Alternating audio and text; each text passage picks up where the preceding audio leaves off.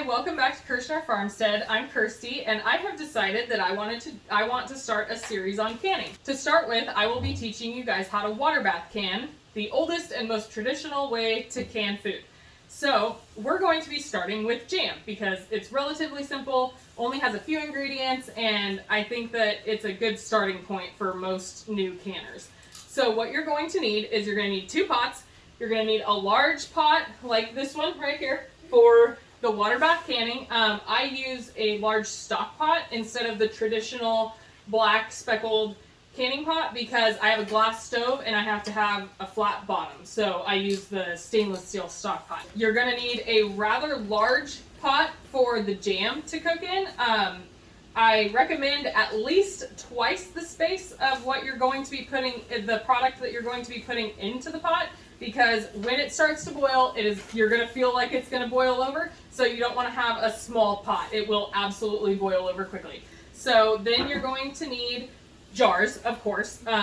These are just, I think I have a mixture of different jars because I recycle all of my jars.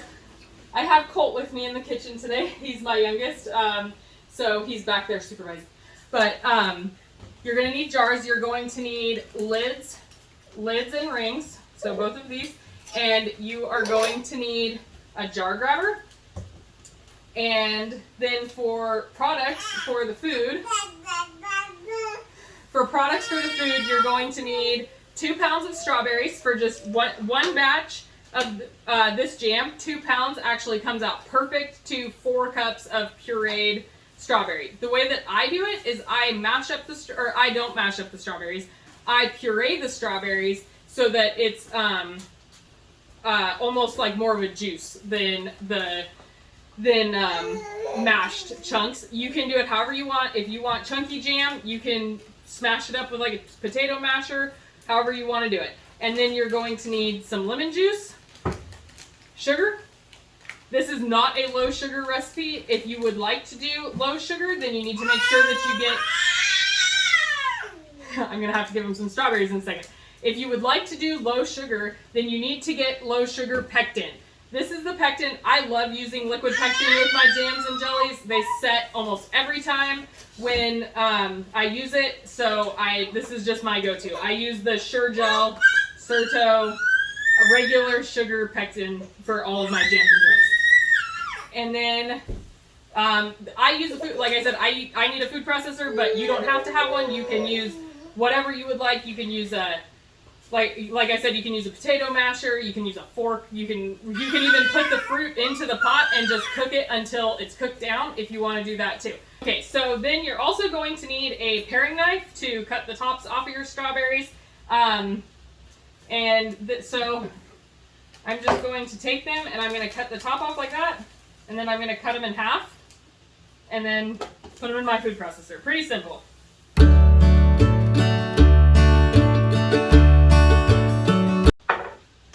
All right, so that is it on cutting the tops off the strawberries. That's super simple, and that's the only part that you have to do to prep the strawberries if you're going to use a food processor. So just cut them in half, and then I think I'm actually going to take a little piece out. Like I said, I had 2 pounds of these strawberries that I got equaled exactly 4 cups of strawberry juice, and that's actually exactly what we need for this recipe. We need 4 cups. I'm going by the recipe that is in this, so it's just easy and it works every time, so I go by the recipe that's in the box already. Colt wants some strawberries. I also forgot to mention that I have a paper towel here, or 2 paper towels here, that I'm going to later take and dip into my hot boiling water to wipe the rims of the jars off. So that's why there's a paper towel sitting here. And then you're going to want to sterilize your jars. So you're going to take them and you're going to put them into a pot of boiling water. You don't have to have 2 pots of boiling water. You can just use your canning pot that you already have going, so you don't waste water. You don't heat up the house any more than necessary. I like to can in the winter because of how hot it gets in the house. So what you're going to do is you're just going to put your jars into the hot water you need to have a rack or something at the bottom. You can even use a towel. but you want to have something at the bottom of your canning pot so that your jars aren't coming in direct contact with the bottom of the pot. It will make your jars break.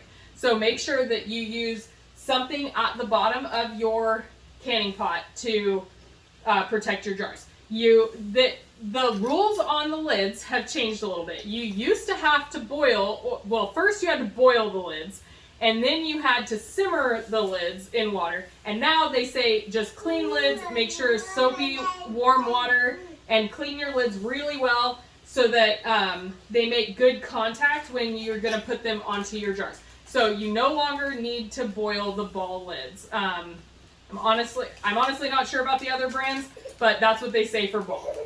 So we're gonna do that, get them into the pot and get those cooking. Okay, so we are going to take our jars and we are going to put them, we're going to take our jars and we're going to put them into the hot water and let them boil for 10 minutes to sterilize them. You can also take your jars and put them into a dishwasher if you have one. I do not have a dishwasher, so that's not even an option for me. But if you do, what you're going to do is you're going to put your jars into the dishwasher and you're going to run a full cycle. You're going to run a full cycle on your dishwasher and then let it do the dry and let it get all steamy in there. And then you're going to leave them in the dishwasher until they are you're ready to pull them out so they're hot, because you really want to put hot jelly in hot jars. If you put hot jelly in a cold jar, I promise you it's going to break. If you let your jelly cool off and then put it in your water bath, I promise you it's going to break in the water bath canner. And nothing is more disappointing than losing jars of food in the canner. Seriously. Okay, so Hunter had to grab Colt, Hunter's our oldest, because he was getting a little bit crabby in the background. So while the jars are in the canning pot sterilizing, I set my timer for 10 minutes, and I am going to get the strawberry puree mixed with the sugar in our pot. Okay, so you just let it go until it's whatever consistency you want it to be at. I like mine like juice pretty much, but with the pulp still in it. So it's kind of like a cross between jam and jelly, but it is technically a jam because the pulp is in there.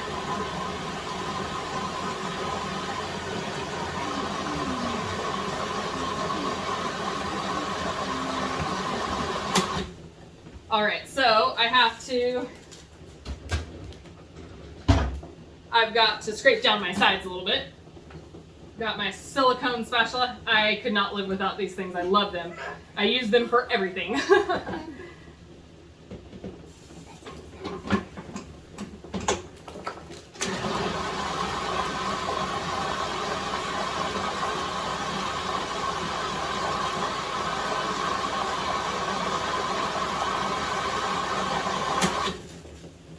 All right, so that is the consistency I'm looking for personally.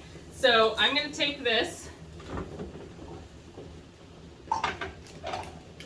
and pour it into my pot because I know that it's 4 cups. If you aren't sure that yours is 4 cups, make sure that you measure it with a liquid measuring cup and then put it into your pot just to double check, because you don't want too much sugar compared to fruit. You'll just have, you'd have super sweet jam.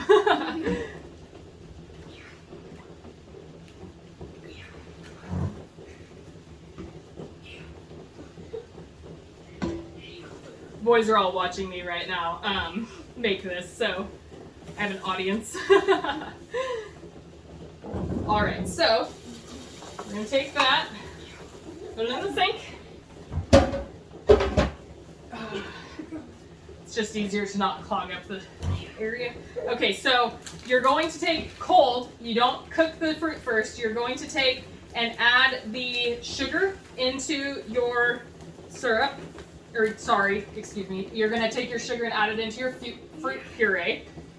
Okay, so lemon juice is actually not in the recipe that is in the Sure-Jell box for strawberry jam. However, I like lemon juice in pretty much all of my jams and jellies. Normally it's added in to change the pH of fruit, but I'm just adding it into this specific recipe because I like it. And honestly, it's easier to just remember 4 cups of fruit, a 1/4 cup of lemon juice, 7 cups of sugar. That's my rest, and one pouch of Sure-Jell Pectin. It's that easy, and I know that it's gonna always have the extra added pH just in case, and nobody in my family doesn't like lemon juice, so that just helps.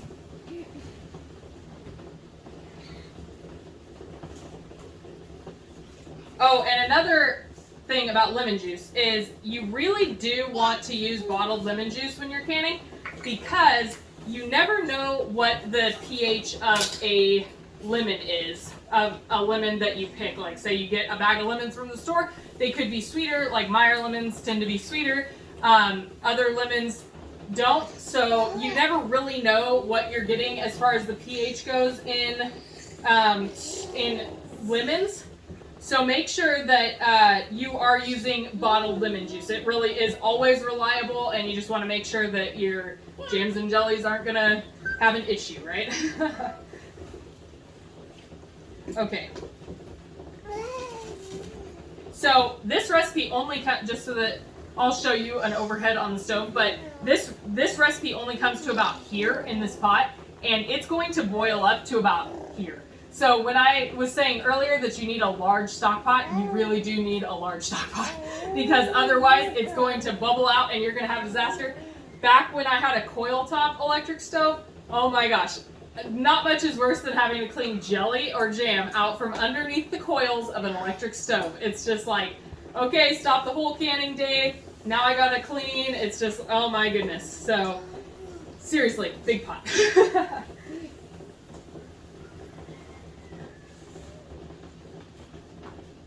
Oh, and another thing is you don't want to double jams and jellies. You only do single batches, because the pectin really just doesn't work as well if you try to do a big honking batch. So it does take a little more time, not that much though, and I am going to just use 1 pouch out of 2 pouches in the box, and I got a great deal on strawberries, so I actually bought 12 pounds of strawberries, and I'm going to be making 6 batches of this jam.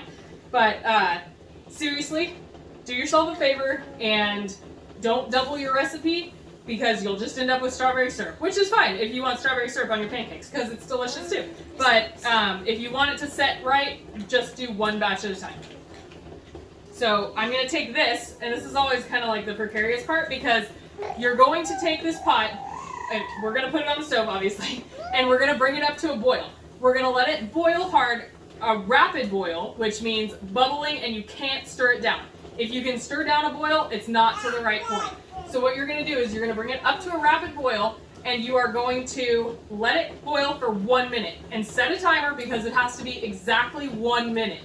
Then you're going to add your pectin in real quick, and it's kind of like precarious at first, but then once you get a system down, it's not that bad. So you're going to add in your pectin, stir it real quick, and then 1 more minute, exactly 1 minute, because if you boil pectin for too long, it will, it messes it up and it does not set right. So seriously, follow the directions when it comes to that. So I'm going to bring this over there, and we are going to get that. I'll get an overhead for you. Okay, so we cut the top off of our pectin, and you can see, hopefully it, this is liquid pectin. And pectin is most of the time made from apples. It can also be made from quince, but it is a naturally occurring substance that comes from fruit. Like if you've ever made cranberry sauce for Thanksgiving, what makes it gel is cranberries are super high in pectin. So I'm just gonna take this and lean it up. Like I said, it's a little precarious, but I'm gonna lean it up over in this bowl right next to my stove, and I'm gonna stir the jam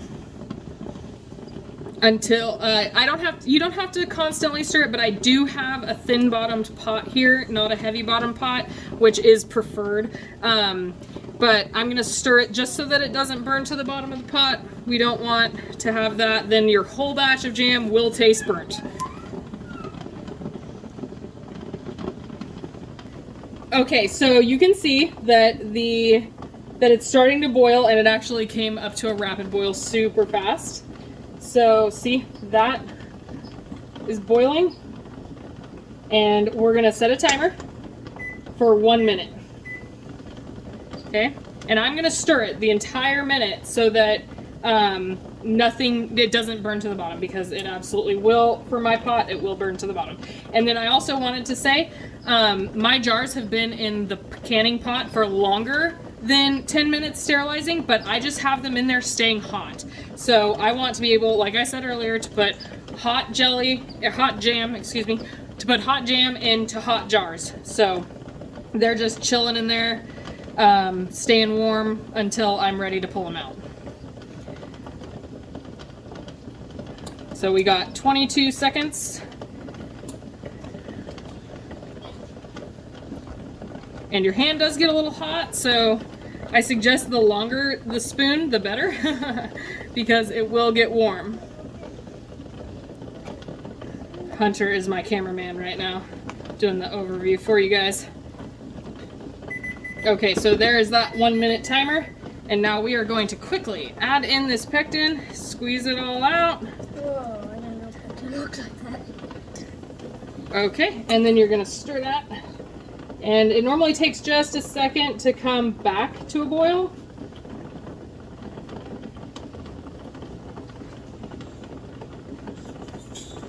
And then you're gonna do 1 minute.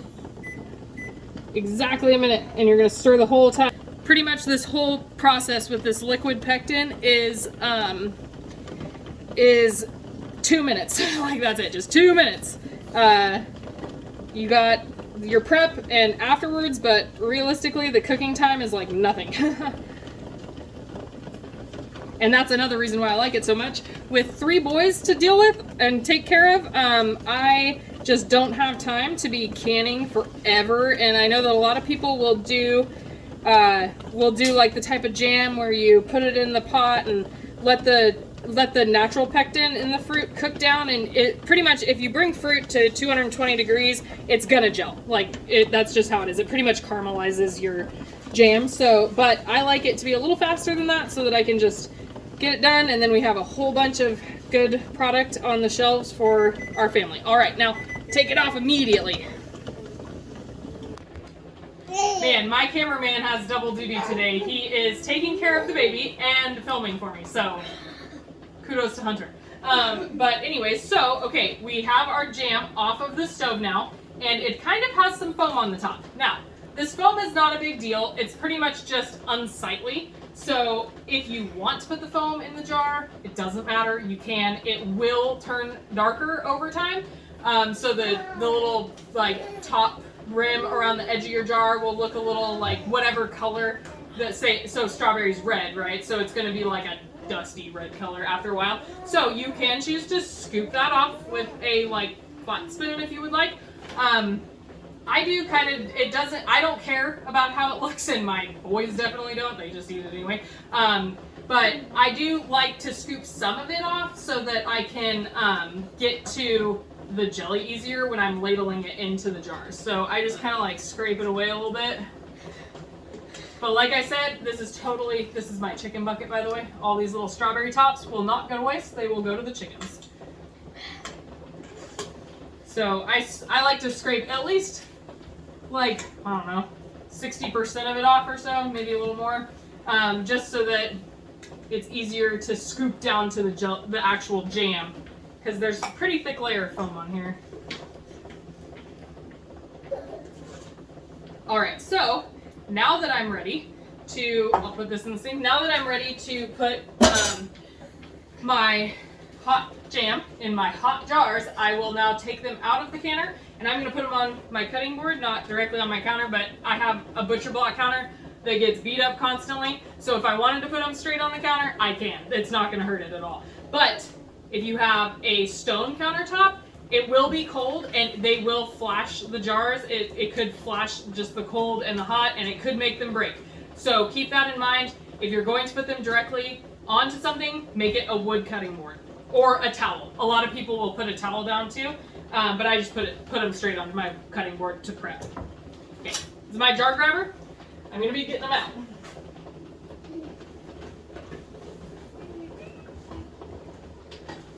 Be super careful when you're grabbing them, and you gotta, like, dump it slowly and then put it onto your cutting board. I have a pretty small house and a small kitchen, so I work fairly close, but if you're having to travel, then I recommend putting your jars onto something so that you can carefully carry them if you're not only going a few feet.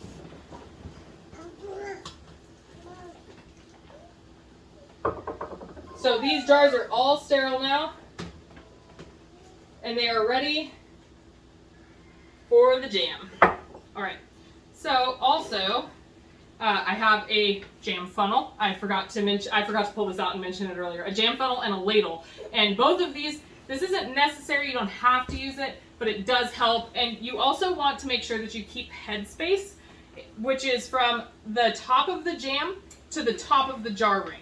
So you're gonna wanna leave some space. There is a cool little tool that you can use that measures exactly how far for each different food.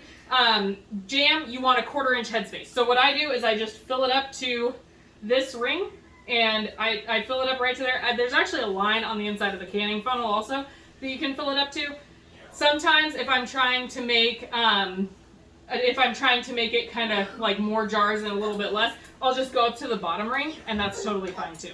So just make sure that you don't have a lot of headspace, because then it's not as good for the product and it will discolor, and it's safer to just use the headspace that is supposed to be used with the product that you're canning.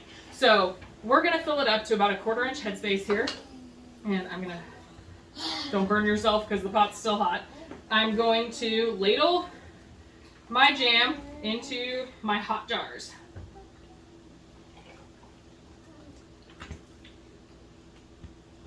And sometimes it's easy when you get used to it, depending on the pot that you use, because this pot is great for pouring. It has a nice little lip around the edges. So I actually just pour it a lot of the time.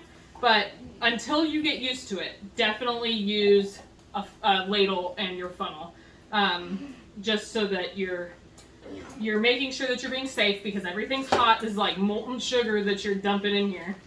Oh, and I forgot to mention, this recipe does make 8 8-ounce jelly jars, but I don't do jelly jars unless I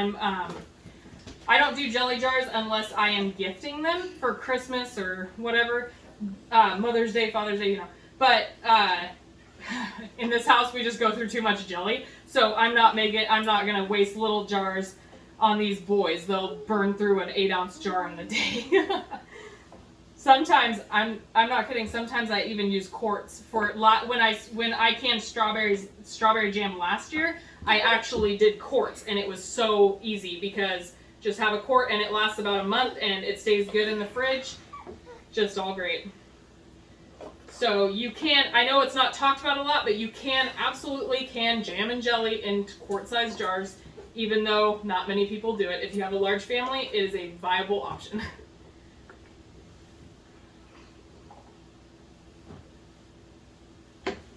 Here is the last one.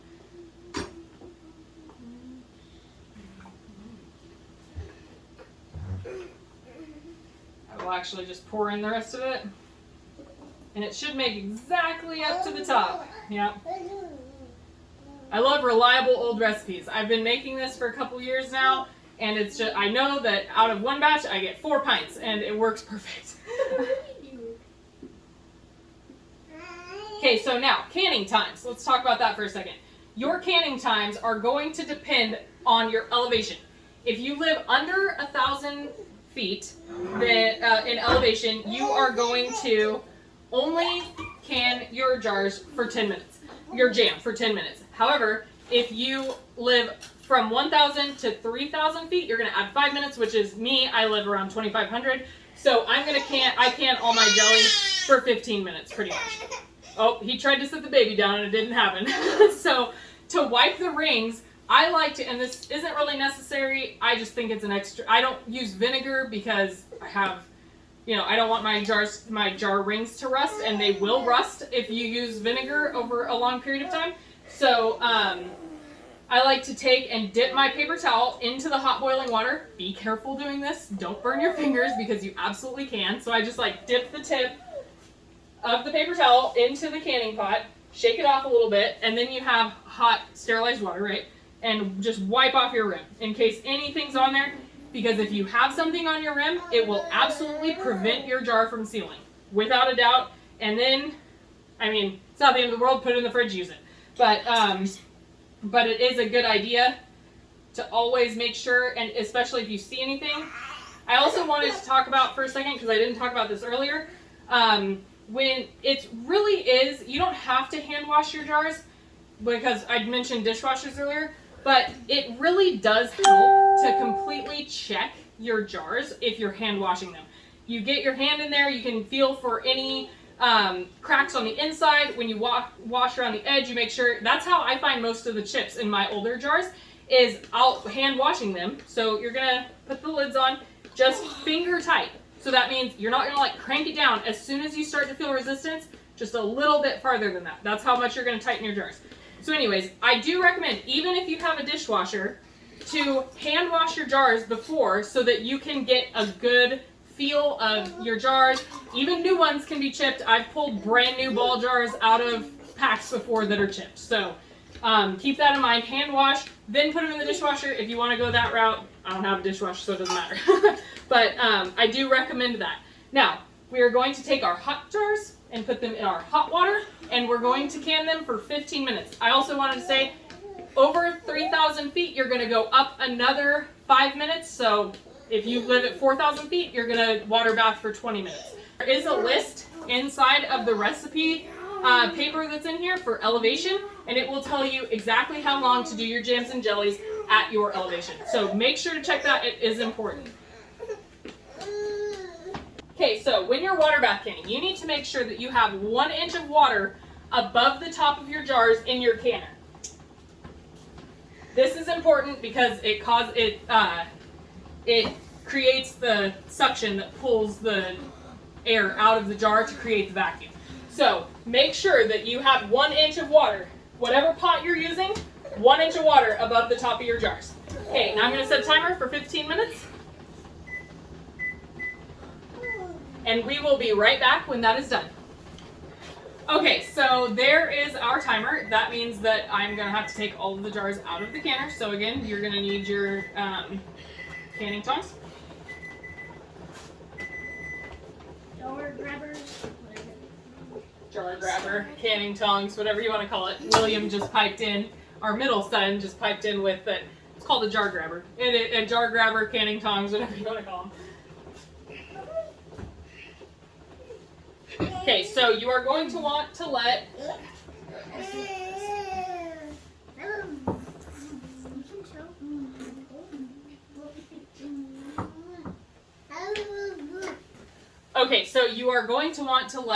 the canning jars sit. Oh, one already pinged. Hear how fast that happens. The pings are a lot quieter than they used to be with these new lids, but don't touch the tops. Do not touch them, because that can create a false seal. You want to put them in a place that they can sit for a while. Listen for all, I have 4, so I'm going to listen for 4 pings, and you can also see they'll be a little concaved after they ping, even if you don't hear it. So just let them sit. Oh, another one just went. A lot of people say 24 hours. I don't have that much counter space in my house, so I let them sit until I hear the pings and they cool down, and then I'll move them to a safe spot to finish letting them cool. So anyways, you're going to want to let them sit in a safe spot for about 24 hours overnight. And before you take the rings off, do not store your jars with the rings on them. If you store your jars with the rings on, it can create, again, a false seal. So what can happen is that if there's bacteria buildup inside of your jar, it can pop the lid up, right? But then because the ring is still on tight, it can reseal itself, so you think it's safe when it's not. So make sure that you take the rings off. I know that some people will like loosen the rings so that they're not tight down to hold it down. I recommend taking the rings off. It's safe for practice, and then you can use the rings, and you don't have to have 50,000 rings in your pantry when you're full of canned goods. And you reuse the same, 12 rings or 20 rings or whatever. I have about 10 wide mouth, 10 small mouth that I keep in rotation all the time, because there's no need to have more than that. And then it saves space if you're like me and live in a small house. So I hope you guys enjoyed this video. If you did, please like and subscribe. And I will be back soon with another canning video. And I hope you guys all have a great day. Bye.